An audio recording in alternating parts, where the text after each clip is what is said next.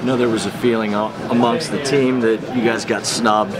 You guys landed in this bowl game Monday. Is this a chance to prove that you should have been in a bigger bowl game? Oh yeah, definitely. I mean, it's definitely a chance, to go out there and let everybody know, I mean, everything that's been going on, with the university and everything, I mean, we still had nothing to do with it, so it's just go out there and give them a chance, like, all right, even though you guys put us through, the rain and the mud, we're still going to come back, and try to overcome things, so it's definitely a chance to go out there and prove, that we were able to play with the best. Did your season exceed your expectations personally? I wouldn't say exceed them, but I mean it was something. I mean it definitely, after week, and the more I got comfortable, I started to feel like how I felt, when I was in high school and I'd be able to play with anyone, and that's how I felt as weeks and weeks got on. It started to surprise me at the beginning because, plays after plays after plays, and then after a while I start, feeling real comfortable and start realizing, I can do these type of things week after week.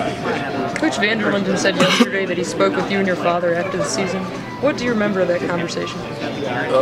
Just try to, stay away from, with people, other people outside of the program, that might try to get in your ear and talk about, or you leaving, and just try to block that out until the season's over, and just to discuss things, because right now, it's about my family and it's about me right now, and not about anything else, so that's basically what he said, just stick together, and just try to keep everything inside your family, make all the decisions that's based on your family. Do you ever seek advice from Sean Lee, Noir Bowman, any of those guys? I don't get a chance to even talk to those guys that much. I mean, I'm pretty sure those guys are busy. So, I mean, if I ever do get a chance, to speak to any of them, I'm definitely gonna take the opportunity, and ask them, what's the best case scenario and how things go and how things work at the next level, or what my choices should be.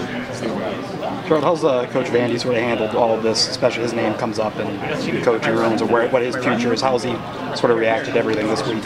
I mean, he really can't even tell, that all this is going on.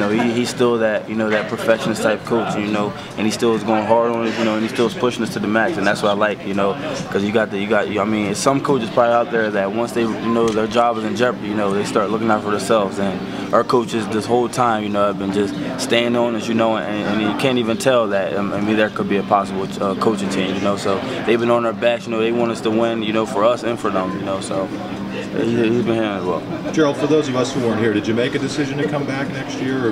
Yes, yeah, definitely coming back, to graduate. Definitely, that's the first priority, and then, like I said, if God allows me, to see it and make it to the next level, then that's what it'll be. How important is it also to be part of this transition to keep Penn State as a top 25 type football team after everything that's gone on? You say how what? How important is it to be involved next year? New coach. A lot of people are wondering how good the team's going to be. I mean, it's definitely a big deal, But I mean, like if we had our same coaches, if it's going to be our same coach or new coaches, the expectations are still the same. Let's go out there and play Penn State football. Penn State football is never going to change. Penn State football is Penn State football. Whether or not if Joe coaching or Scrap coaching or any other coach, Penn State football is Penn State football.